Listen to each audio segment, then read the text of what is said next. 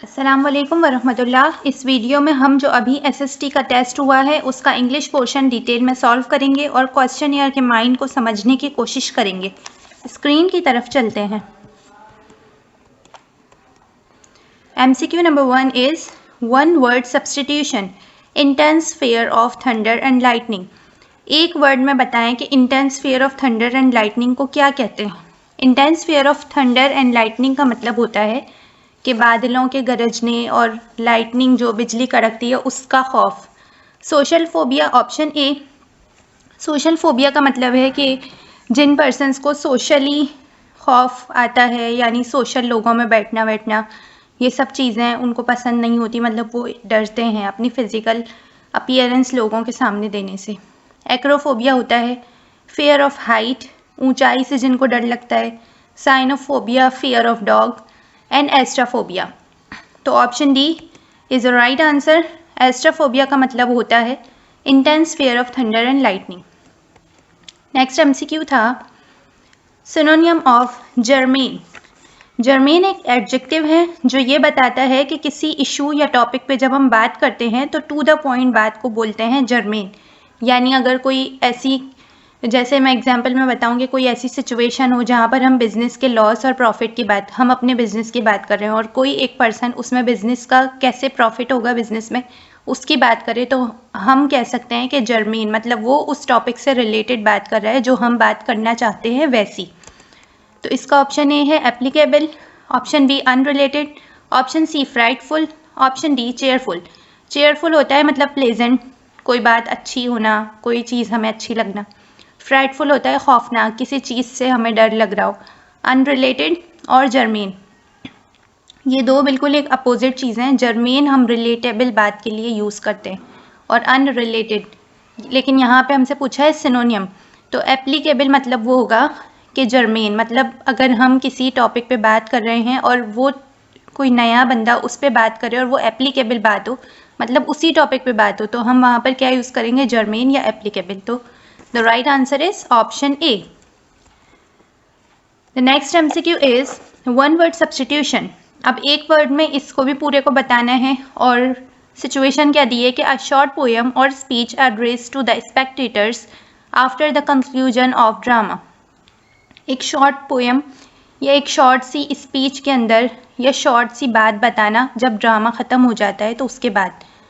Option A epilogue, option B monologue, option C dialogue, option D prologue.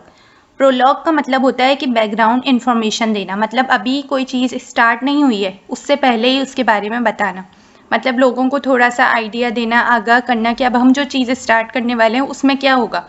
जैसे drama की बात करते हैं तो ड्रामा शुरू होने से पहले उसके बारे में बताना कि इस ड्रामे में क्या बात होने लगी है, ड्रामा का टाइटल बताना या उसका हवाला देना या उसके बारे में बैकग्राउंड इन्फॉर्मेशन कुछ दे देना, इसको क्या कहते हैं, प्रोलॉग।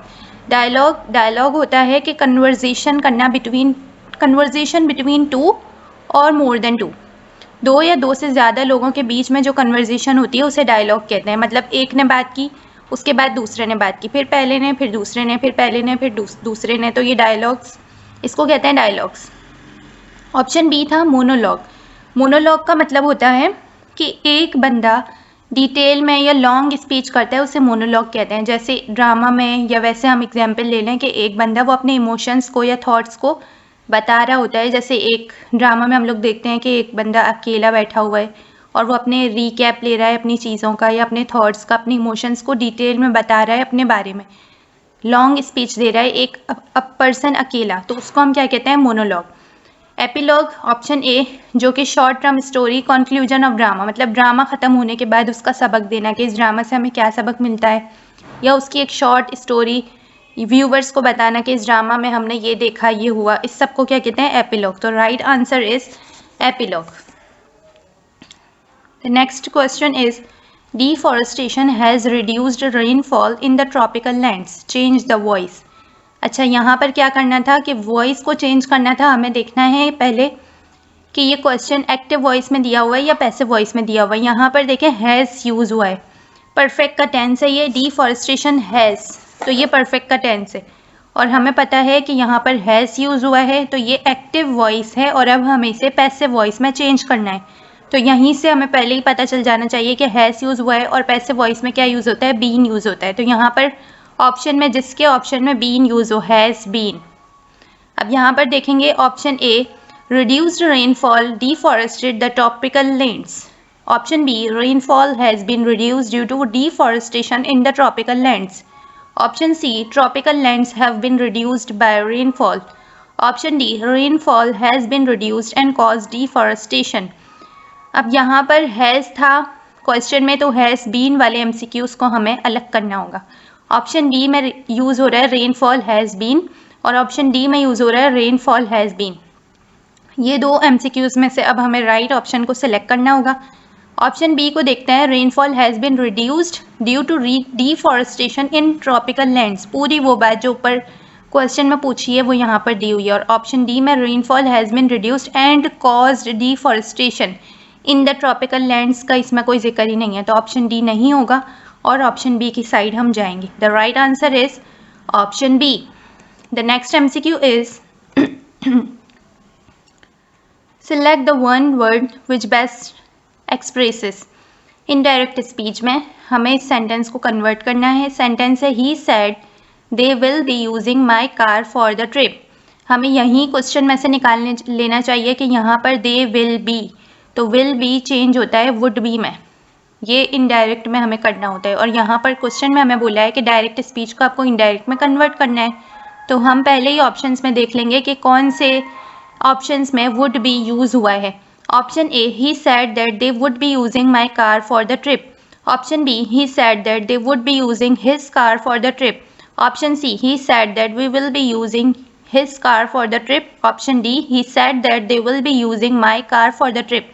यहाँ पर देखते हैं कि ऑप्शन ए और ऑप्शन बी दोनों में यूज हुआ है would be, they would be. Option B, they would be. Option C, we will be, ये ऑप्शन सी तो होगा ही नहीं। Option D, they will be, तो ऑप्शन सी और ऑप्शन डी को हम छोड़ देंगे।